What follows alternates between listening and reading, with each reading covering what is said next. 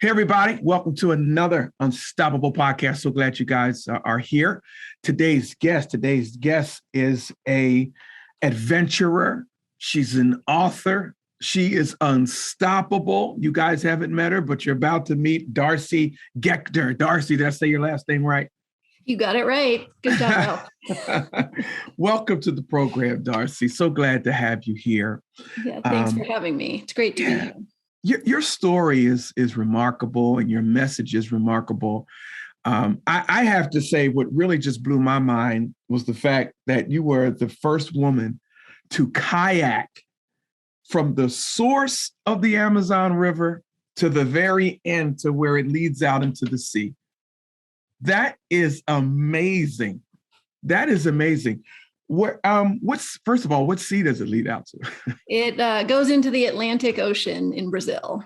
And how long was that kayak trip? It took us 148 days. It was like 4,200 miles. And yeah, it was a very long journey. And we learned a lot. We had a lot of struggles. We wanted to quit a lot, but our team of three, it was me, Don Beveridge, and David Midgley. We stuck it out and made it to the ocean. And you were still friends when you got there? More or less. So 140 days? 148 days. I'm sorry, closer to 150, 140. She said, you're going to get those 8 days in there. That's right. And she felt every last one of them. So 148 days, over 4,000 miles on a kayak.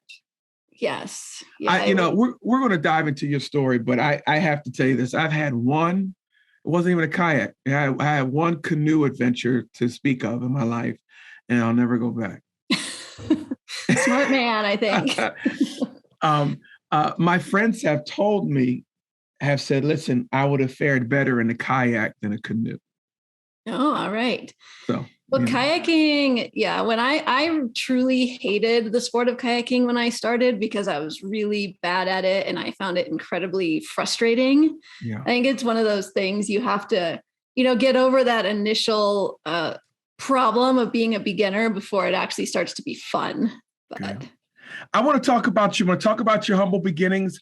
I want to dive into your story and what led you to do something like this. And I know, folks, unless you're watching, and even probably doesn't even come across on Zoom, Darcy's going to tell you everything about her stature.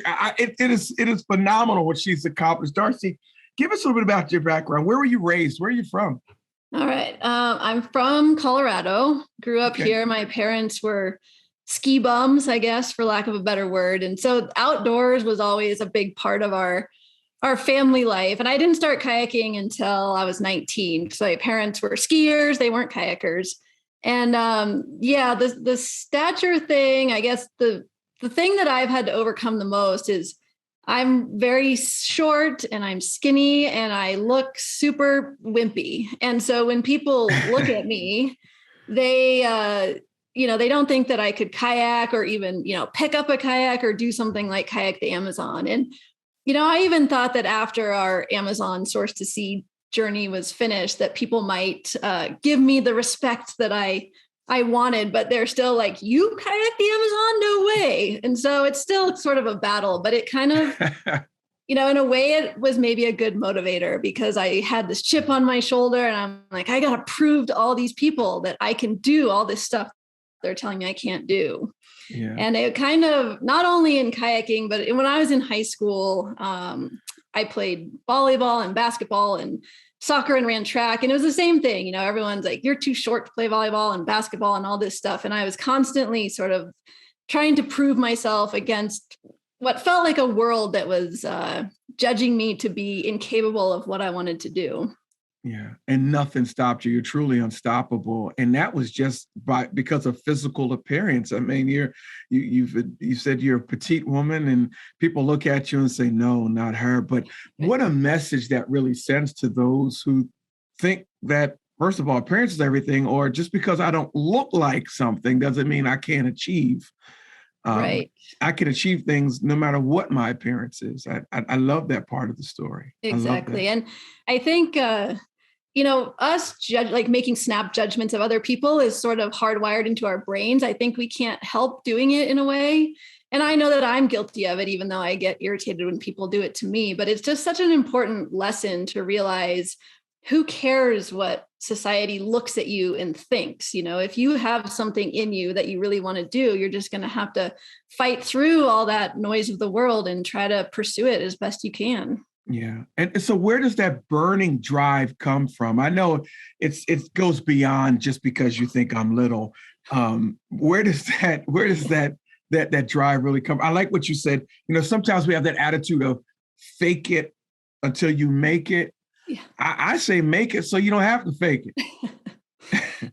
Yeah, it's an interesting question. The where did the drive come from? And I know for me, when I first started kayaking, I really thought to myself, this is kind of a useless thing to spend time on. It doesn't do anybody any good. It's bad for the environment. So I gave myself a 5-year window to go have fun in kayak. And then I'm like, after those 5 years, you got to sell all your gear and join the Peace Corps or do something good like that. Yeah. But what I found through kayaking, I pretty quickly started traveling to kayak, and we would get to these remote rivers and places that very few tourists had been. And we would meet people from all over the world and learn just amazing things through this sport. And then, one door after another started opening through kayaking and things that I never could have imagined. But then it was sort of like light bulbs going off for me. It's like, I love kayaking. I love the challenge of it. It was, like I said, it was very difficult. And so it was, something I could always work at and try to improve at. But then all these doors that it started opening, I thought, oh, it's so much more than just the sport of kayaking, which kind of motivated me to keep pursuing it as well. Now, how did you first pick up a kayak? You said two things, and I want to know why you thought kayaking was bad for the environment. But how did you, who introduced you to kayaking? You're in Colorado. They ski in Colorado. Yeah. So let's see. I graduated high school and I was walking around town looking for a landscaping job, a summer job, because I knew I wanted to be outdoors and that was the only thing I could think of. And I just ran into my middle school track coach who said, don't be a landscaper. That sounds super boring. Come be a raft guide. The raft guides are hiring this weekend. And I thought, oh yeah, rafting does sound way cooler than landscaping. So I got a job as a raft guide and I was 18 years old and all the other raft guides were early 20s, mid 20s. And I just sort of thought that they were the coolest people in the world and they all went kayaking after work. So I thought it wasn't like a real attraction to the sport of kayaking. It was more, okay, if I want to hang out with these people, I need to learn how to kayak. And so that's how it all started. They would let me go with them, but they weren't that interested in teaching me any real skills. So that's why it was a difficult and challenging learning curve. Okay. But you got good at it. You got really good at it. You got super good at something that you really weren't interested in. And did something that you were a first in doing something. 4,000 miles on a kayak for someone who didn't like kayaking is remarkable to me. I did come to love kayaking. I would say this is going to sound annoying, but I never really was bad at anything in my life up until this point. There's nothing wrong with that. And listen, join the club. I'm great at everything, but continue on. So yeah, my parents had taught me how to ski when I was like 2 years old. So I didn't even remember learning. Just kind of everything that I did, I was pretty good at. And kayaking was the real exception. I really was horrible at kayaking. So I think that's why I didn't like it. But it also, because of that, it intrigued me. It was like, okay, I've got to figure out a way to get good at this sport. And so then I was motivated to not suck so much, basically. And I eventually learned to be good at it. And the better I got, the more that I truly fell in love with it. Again, for the traveling aspect, for the meeting new people. And it's always different. The rivers are so dynamic that you always find some new challenge when you go out onto the water. So you found your tribe and you're all moving in the same direction. You found your tribe, and this is what being unstoppable is about. Sometimes we have to go outside of things that we normally do. I hope you guys are listening to her story. She went to go be a landscaper. She ended up being a raft guide. Okay, sure, I'll do something I've never done before. I'll start kayaking. All right, notice how she found her tribe outside of a normal comfort zone. So you find your tribe, and because you're truly, I mean, you've done 4,000. I don't think I don't even like driving 4,000 miles, and you end up floating 4,000 miles day in and day out on a plastic boat, but whatever the case may be. And so you found your tribe, and and pardon the pun, all moving in the same direction. Get it? Same current. Everybody moving the same direction. Sure. All moving in the same direction. And you began to love this thing and start putting your passions behind it. And so you start meeting different people. How do we end up? Before I go back to the environment thing, how do we end up in the Amazon? How do we end up in Brazil? You just said, I want to do something crazy? No, so this is a very interesting story in itself. So through kayaking, I started working as a kayak guide for a company in Ecuador called Small World Adventures, which I'm now part owner of. And so my job was time out. How did we get to Ecuador? You just don't wake up in Colorado and say, I'm going to Ecuador. All right. I'll keep the story as short as possible. But okay, I did 1 year of kayaking with the raft company, and I was going to University of Montana at the time. And I met a kayaking friend there who was like, let's skip fall semester and go to Nepal to go kayaking.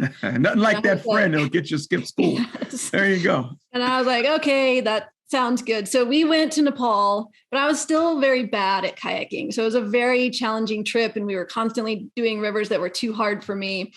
And it was just very difficult in a lot of ways, but it helped me. It did help increase my love of the sport. But so this was a few years later. I bought a ticket to go back to Nepal because I was a better kayaker. I wanted to go back and enjoy it. And I was just going to go by myself so I could do my own itinerary. But then the Maoist insurgency got pretty bad in Nepal at this time. And so I was debating, is it really a good idea to go by myself? And some friends said, hey, we're going kayaking in Ecuador. Why don't you just change your plane ticket and come with us? So again, just another random luck thing that I said yes to. And that's been an important thing in my life, is I've always been very open to saying yes to things that sound sort of outlandish. And they've always led me in good places. So anyway, I went to Ecuador, and I met Don Beveridge, who's now my boyfriend of 18 years, and Larry Vermeeren, who were running Small World Adventures. And one of their other guides was quitting to go back to graduate school. And I stayed in Ecuador 6 weeks because I had a big chunk of time off. And they said, hey, you want to come back and guide for us next year? And I was being a construction worker in Bozeman, Montana during the winter time. So it was kind of a no-brainer. You know, Larry's like, you think about this and see if you want to do this or not. But so that was a no-brainer. So I came back, and I started working there in 2001. So that was a long time ago. And so anyway, now it's just me and Dawn running the business. And around 2003, I guess, a British client named David Midgley started coming to Ecuador, and he said, hey guys, I want to kayak the Amazon from source to sea. So you need to teach me how to become a class 5 kayaker, which that's like the most difficult rating of whitewater. You need to teach me to be an expert kayaker so that I can kayak all the whitewater in the headwaters of the Amazon. And David Midgley came up with this idea, basically because he was having a little midlife crisis. He is like a brilliant computer programmer from London, and he was getting worried that he was going to sit behind a computer writing code for his entire life. And he thought one big adventure would round out his life nicely. And he thought, oh, Everest has been overdone. Sailing around the world's too boring. And he read a statistic that more people had walked on the moon than had descended the Amazon from source to sea, and that no one had done the whole thing in a kayak. So David Midgley, who he goes by Midge, he decided, I'll do this. But he had never kayaked before when he decided that. He had never gone camping before, and he really had like no skills that would help him do this. But he trained with us for a decade, and he did it. So, I mean, that's like a whole nother amazing story wrapped into this, that what sort of dedication and hard work can do for someone. You know, I hear so many things in this story. First of all, you end up doing something that no other woman has done before. Again, because of a set of circumstances that kept you in a tribe that always thought larger and thought bigger and understood there is nothing in this world that, hey, if I don't, I can go get it. I am truly unstoppable. This man trained a decade. That means you're training a decade with him. Yes. He's not only training a decade. This is for all you instant people that are trying to do something overnight. Nothing happens. Oh, Darcy didn't wake up in Colorado and said, hey, let me just go do this source to see Amazon thing. She trained while training someone else for a decade to do. So it's important that we keep ourselves around people that are moving in the same direction, people who will look at things not as impossibilities. You said midlife crisis. Most guys I know, they just want to go to Vegas. He said, no, I want to kayak. I want to kayak, source to see the entire Amazon. And this has been about, this whole time I'm listening to you, it's about a mindset. And I salute you for that. Mm-hmm. Not being great at something, but persevering and sticking to it. Not allowing yourself to say, oh, this sucks, I'm going to quit. No, you embrace the suck. As what's the author? Brian Gleason. I love his book, Embrace the Suck. You embraced it and pushed through it. And I think that's really the overarching message of this podcast. If we're going to do great things or just different things, you might not even view what you did as awesome, but to a person sitting in South Jersey who has a podcast, this is phenomenal. It's a big day for me just to go fishing out at the shore. But you what you did is just phenomenal. And so you are truly unstoppable. And you didn't let your frame get in the way. Okay, so let's get back. I got to ask you, why, let me take a quick pause. Why'd you say it wasn't environmentally friendly? I'll get to that question real quick, but I want to go back to your idea of embracing the suck. Yeah. We talked a lot on the Amazon, like every single day there would be problems that came up or unexpected things would arise, and talked about like this adventure mindset, which is basically like, we had a plan, we had a way to execute this plan, but we always had to be ready for things to interrupt our plans.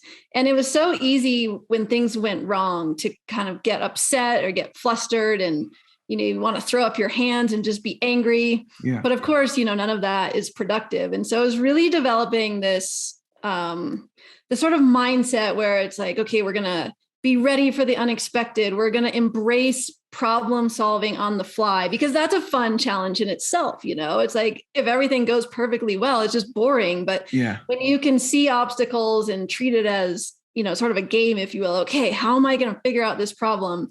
It was just amazing how little shifts in our own mindset really made life much better or much worse, depending on which way our mindset went on the Amazon. And I like what you said, because let me interrupt. You said that you planned, or that you knew that you were going to have to face some obstacles. Let me get my mind. I don't know what these obstacles are going to be. I don't know how bad the suck is going to be, but if I get my mind already in the mindset of there's going to be some challenges that we're going to have to face, and so let's do it, I'm sure that helped you through. Oh, so much. Yeah. Because if you expect everything to go perfectly, then you just get upset when it doesn't. But if you're like, all right, bring on the problems, we're ready for this. It's pre-programming your mind. Yeah. Pre-programming the mind. What were some of the challenges out there? Like did you have one kayak or did you take two? We had two kayaks. So we had whitewater kayaks for the first month. That's where all the whitewater was. And then when we hit the flat water, we switched into sea kayaks because they just can go a lot faster on the flat water. And so, getting the sea kayaks imported into Peru and then delivered to a little town in the middle of nowhere, close to where the flat water started. That was one of the challenges. We had in the whitewater, it was like a big, deep canyon. And there was a few road access points. So we had to do what we call self-support kayaking. So carrying everything we need, like camping gear, food, first aid, all that stuff in our kayaks with us. But, you can only carry a certain amount. So we had to arrange for guys to do food drops for us. So we'd package up these little boxes of food and find a Peruvian guy with a truck and be like, we'll pay you $200 if you drive it to these coordinates, and then hope that they showed up, which they always did, which was great. Okay. And that's good. yeah, I mean, it's just like every day, you know, we had weird things, like some guys from a copper mine wanted to interview us as we paddled past. So, you know, we had to stop and get out of our boats and sit there and talk about tourism and mining and, you know, just kind of funny things like that. And then we had like our fingernails started to get irradiated and like disconnect from our fingers from too much sun exposure. And so like that was an unexpected problem. That's crazy. I was going to ask you about some of the physical things. What about wild animals? So we saw a lot of mammals in the whitewater where there was very little human population. We saw like otters and foxes and deers. And down on the lower river. It's okay. I'm from my audience who know we say deers, I'm sure. All right, perfect. In the lower river, during the flatwater, it's very populated. So everyone uses the river as a highway. All the towns and cities and villages are along the river. Yeah. So we really didn't see that many mammals, mainly because if people see them, they tend to kill them either for hunting or if they're predators, they don't want them in town. Okay. So, but we saw pink river dolphins, which was awesome. Wow. That was definitely the animal highlight of the trip. And we saw big stingrays, amazing bird life down there, and all kinds of fish. So you went into the ocean? I thought you just went to the mouth of the ocean. You went actually into the Atlantic? We drew a line where the north and the south point of land that make the mouth of the Amazon River, we like drew an imaginary line across that and paddled out across the line. So we didn't keep on going into the ocean, but we paddled out into the ocean and then turned around and came back to the southernmost point of land at the Amazon's mouth. Okay. This is something else. All right. I got to go back to why you say they weren't environmentally friendly. Okay. So kayaking, I mean, I'm sure it's not the worst thing you could do for the environment, but you drive a lot to go kayaking and you always need 2 cars to do shuttle. So one you leave at the end of the run and then one you drive up to the top of the run. And all the boats are made out of plastic and they break a lot. And so then they're not really recyclable. So then you have this giant plastic that you put into a landfill. So again, there's worse things you could do for the environment. Yeah. But it's not. I better. I see. This is what I always do. I always have a great interview going, and then I mess it up. Well, I have a good spin on it. I don't think that's a huge deal. I'm sitting here drinking plastic bottled water now. That in my business, which basically requires people to fly to Ecuador in order to go kayaking, is not very environmentally friendly either. But one thing we do a lot, we talk to our guests a lot about, all of the rivers we kayak in Ecuador flow into the Amazon. So we talk about the environmental challenges of the Amazon River Basin. And there's a great nonprofit down in Ecuador called the Ecuadorian Rivers Institute. And that's been one cool thing, is talking to clients about it, making them understand a part of the world that they maybe wouldn't have gone to if it weren't for the sport of kayaking. And then they get involved with the Ecuadorian Rivers Institute, either by donating or volunteering. And so even though it definitely has a environmental or carbon footprint, there can be a lot of good that comes out of it. Everything we do is a carbon footprint. And I think you guys are doing your part to really keep it as clean as you can while still enjoying the environment and still enjoying it around. I need to get to Ecuador. I have a friend that goes back and forth to Ecuador a lot. And it seems like a really, really clean situation. I mean, he's a designer. He's a fashion designer. Every time he posts pictures, I mean, the towns just seem so quaint and small and clean. And yeah, Ecuador is amazing. The people are super friendly. Like you say, it is quite a clean place. And it goes from sea level to 21,000 feet. Wow. Diverse country as well. So I definitely recommend it if you get the chance. Darcy, you wrote a book. What's the name of the book? The book is called Amazon Woman. And if you Google it, type in Darcy along with that title. Okay. And the reason why she's saying that, guys, is because I actually saw it and I thought that it was like she was Amazon's Woman of the Month or something. I didn't know it was the name of the book. And so definitely type her name, Amazon Woman. Darcy, Amazon Woman is the name of the book. You can order the book. You can get the book to you however you need to get it to you. Where can they find you, Darcy? Say someone here in the audience wants to reach out to you and see how they can support you or find out what's next. How can they follow you on social media? Because your story is so inspirational. And I want someone who needs to pick me up just to kind of stay with you there.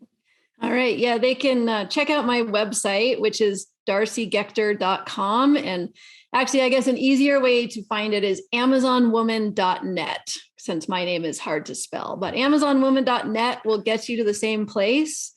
And if you do want to look up my name, it's DarcyGaechter. And on social media, Instagram, Facebook, LinkedIn, I'm at Darcy Gaechter. I'm looking at one of your pictures here on darcygaechter.com. Looks like that kayak's about to turn over. Is that you in there? Well, quite possibly, yes. That turning over does happen. And so I could talk to you forever about so you turn over, like what happens to all your goods? I guess everything's in plastic. Everything's held in there well, and you're supposed to tie everything in. But one of the first skills that people should learn when they want to kayak is how to do what people call the Eskimo roll. So when you do flip upside down, there's a technique to get the boat back right side up. And it's super important to learn in whitewater kayaking, because otherwise, if you can't do it, then you have to swim out of your kayak, and then you're swimming in the river and losing your gear, and it's not a good situation. So yeah, one of the first things everyone learns is how to rewrite the kayak. Yeah, that's okay. I might be out on that, but still, I'm going to support you. Whatever it is you need support in. This is some great stuff. But thank you for being on the Unstoppable program. Thank you for doing what you do. Thank you for being an inspiration. And you seem so humble. You probably don't think you are.